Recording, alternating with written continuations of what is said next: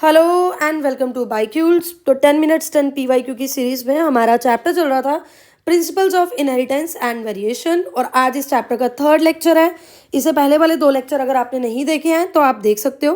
तो बिना देरी किए स्टार्ट करते हैं। आज का अपना फर्स्ट क्वेश्चन है, if two persons with A B blood group marry and have sufficiently large number of children, these children could be classified as A blood group ratio A B blood group B blood group in 1:2:1। इन्होंने कहा हुआ है A B blood group वाले individual की शादी हो गई, अब इनके जो बच्चे पैदा हो रहे हैं वो उनकी रेशो बताई हुई है A ratio A B ratio B, और रेशो बता रखी है 1:2:1।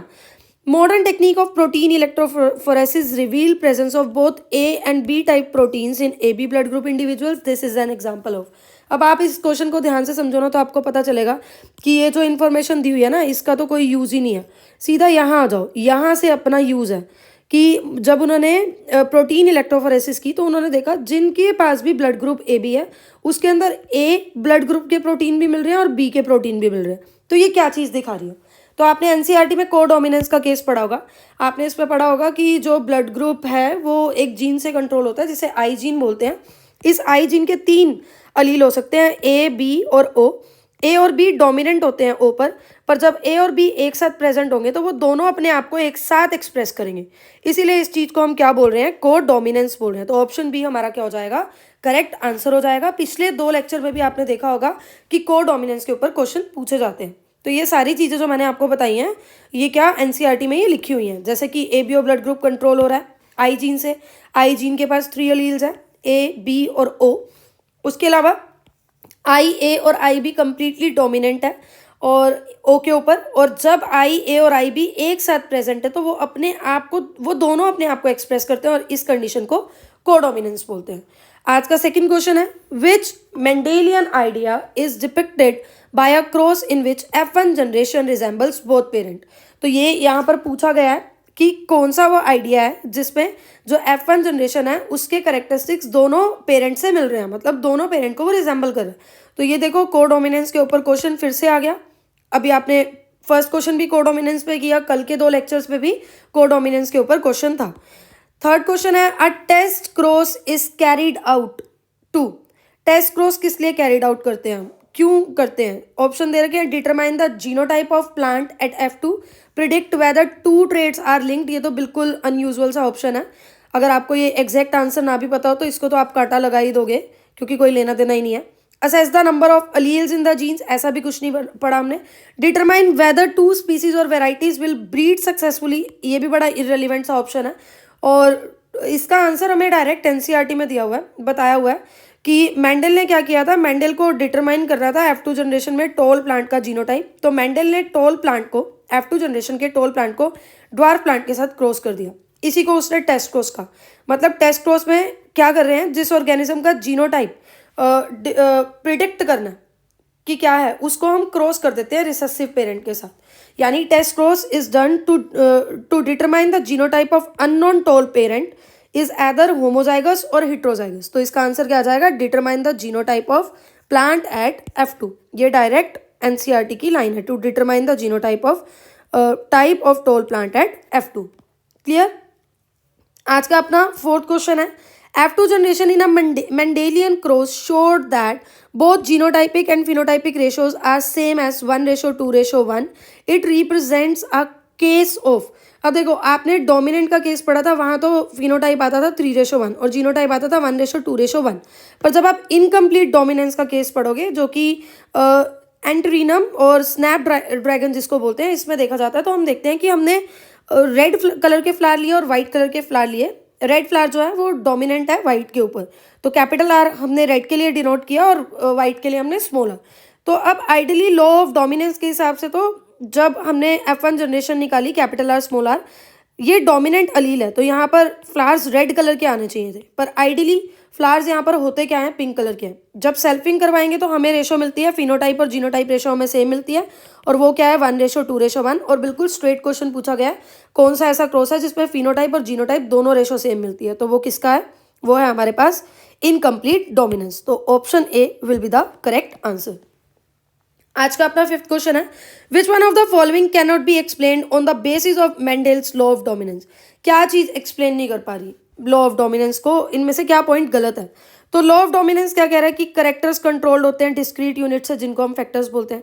ये फैक्टर्स पेयर में प्रेजेंट है, और जब भी डिसिमिलर पेयर प्रेजेंट है फैक्टर्स का, तो एक उनमें से एक मेंबर डोमिनेंट होगा और अदर क्या होगा, रिसेसिव होगा।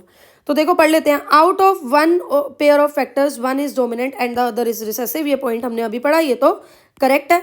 Alleles do not show any blending and both the characters recover as such in F2 generation। अगर आप ध्यान दोगे तो ये सेम बात हम लॉ ऑफ सेग्रीगेशन में पढ़ते हैं। क्या पढ़ते हैं? That the alleles do not show any blending, alleles के बीच में कोई भी blending नहीं दिखती है, and that both the characters are recovered as such in F2 generation though one of these is not seen at F1 generation. तो ये तो लॉ ऑफ सेग्रीगेशन क्या है, डोमिनेंस में कैसे लिख दिया, तो इनकरेक्ट ऑप्शन तो यही है। फिर भी हम आगे पढ़ लेते हैं। फैक्टर्स अकर इन पेयर, ये भी एनसीईआरटी में लिखा है। Discrete unit controlling a particular character is called factor, ये भी एनसीईआरटी में लिखा है।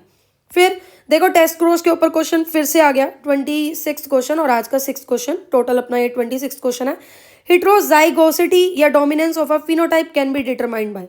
अब मैंने इसके लिए दोबारा से एनसीईआरटी का पेज नहीं लगाया क्योंकि ऊपर मैंने लगा रखा है, तो इसका आंसर स्ट्रेट है टेस्ट क्रॉस। तो आप देख सकते हो कि पीवाईक्यू रिपीट होते हैं, और जैसे कि मैं हर लेक्चर में कहती हूँ, यहीं से हमें पीवाईक्यू की इंपॉर्टेंस पता चलती है और यहीं से हमें एनसीईआरटी की इंपॉर्टेंस पता चलती है। तो हर लेक्चर में मैं तो बोल बोल कर थक गई हूँ कि पहले एनसीईआरटी को फॉलो करो, लाइन टू लाइन पढ़ो, समझो, पीवाईक्यू को फॉलो करो, फिर रश करो कहीं और, भेड़ चाल में कम चलो और अपना दिमाग ज़्यादा लगाओ। जो चीज़ ईजी वे में मिल जाती है उसके लिए ज़रूरी नहीं है कि टफ रास्तों को अपनाया जाए।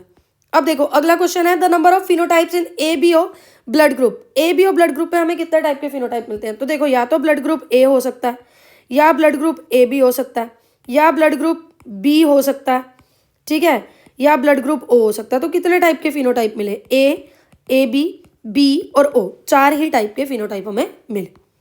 क्लियर? अगला क्वेश्चन फिर से ब्लड ग्रुप पे है। तो देख सकते हो आप हर लेक्चर में पीवाईक्यू कैसे रिपीट हो रहे हैं। ये मैंने खुद से बनाकर तो नहीं लिखे हुए, ये पीवाईक्यू हैं, तो आप देख सकते हो पीवाईक्यू की इंपॉर्टेंस। और बिलीव मी, अगर आप ये सीरीज कर रहे हो और रिलीजियसली डिलीजेंटली आप पीवाईक्यू को फॉलो कर रहे हो, तो आप 60-70% पॉपुलेशन से आगे हो। बिकॉज लिटरली 70% पॉपुलेशन ऐसी है जो पेपर देने जाएगी और वो सीरियस भी नहीं है और पीवाईक्यू नहीं लगाया। नो मैटर आपने अपनी कोचिंग में कितने मर्जी क्विज लगाए हो, एमसीक्यू लगाए हो, कितनी मर्जी लंबे लंबे लेक्चर्स लगाए हो, अगर आपने पीवाईक्यू नहीं किया तो आप वैसे भी फेल हो। वो नहीं हो सकता, बिना पीवाईक्यू के किसी का भी ये क्लियर नहीं हो सकता, मतलब नीट क्लियर नहीं हो सकता। उसके बाद क्या है, in the ABO system of blood groups if both antigens are present but no antibody the blood group of individual would be. अब आप ये आपने 11th में भी पढ़ा हुआ है, लिंक कर देते हैं, और वैसे आपको ये पता होना चाहिए कि देखो नीट में तो 11th से भी आएगा, 12th से भी। अब टॉपिक 12th की बुक में जरूर मेंशन है, पर ये वाला जो एग्जैक्ट बना हुआ है डायग्राम, मतलब डायग्राम क्या बोलूँ इसे मैं, ये जो चार्ट बना हुआ है एग्जैक्ट, ये 11th की बुक में से मैंने उठाया। तो आप एबीओ ब्लड ग्रुप में देखते हो कि आरबीसीज के ऊपर ए एंटीजन भी है, बी एंटीजन भी है, ये कोडोमिनेंस का केस शो करा है, पर प्लाज्मा के अंदर इसके खिलाफ कोई भी एंटीबॉडी नहीं है। This is the reason A B blood group को हम यूनिवर्सल एक्सेप्टर बोलते हैं, क्योंकि इसके पास कोई एंटीबॉडी नहीं है, तो किसी और ब्लड को खतरा नहीं है। ठीक है, तो कोई भी और ब्लड अगर बॉडी में आता तो वो कोएगुलेट नहीं होगा। जैसे कि ए बी ब्लड को हम यूनिवर्सल एक्सेप्टर इसीलिए बोल रहे हैं। ठीक है, क्लियर? तो आंसर हो जाएगा इसका बी, यानी कि ब्लड ग्रुप ए बी। आज का 9th क्वेश्चन है, the genes controlling the 7p characters studied by Mendel are known to be located on how many different chromosome. अब देखो मैं आपको बता देती हूँ यहाँ पर, इसको पीवाईक्यू से ही लर्न कर लो कि जो पी प्लांट है उसके पास 7 सेट ऑफ क्रोमोसोम है, पर जो 7 कैरेक्टरिस्टिक्स मेंडल ने पढ़े थे वो 4 क्रोमोसोम्स को लेकर पढ़ी थी। मतलब ये 7 के 7 कैरेक्टरिस्टिक्स 4 डिफरेंट क्रोमोसोम पे लोकेटेड थे। तो आंसर आ जाएगा अपना डी। उसके बाद which of the following traits of garden pea studied by Mendel was a recessive feature. इसमें से कौन से रिसेसिव फीचर है? क्या एक्सियल फ्लावर पोजीशन रिसेसिव है? नहीं, ये तो डोमिनेंट है। क्या ग्रीन सीड कलर रिसेसिव है? बिल्कुल रिसेसिव है, क्योंकि डोमिनेंट सीड कलर क्या होना चाहिए? येलो होना चाहिए। तो यही रिसेसिव करेक्टर तो यही है, पर बाकी हम पढ़ लेते हैं, टैली कर लेते हैं। Green pod colour green dominant ही है। राउंड सीड शेप, ये भी क्या है? डोमिनेंट। तो आज के लिए इतना ही, यहीं पर इस लेक्चर को हम खत्म करते हैं। ऐसे ही और लेक्चर्स के लिए स्टे ट्यून टू बाइक्यूल्स, और लाइक कर देना, सब्सक्राइब कर देना, शेयर कर देना।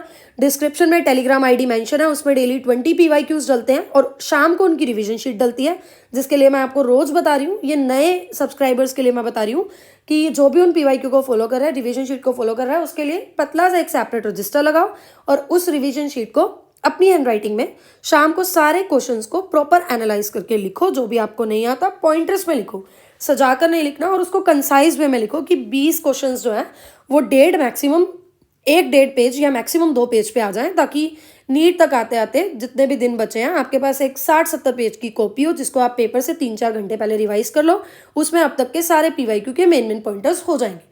तो thank you so much, bye bye, tata, take care, channel को सब्सक्राइब कर देना।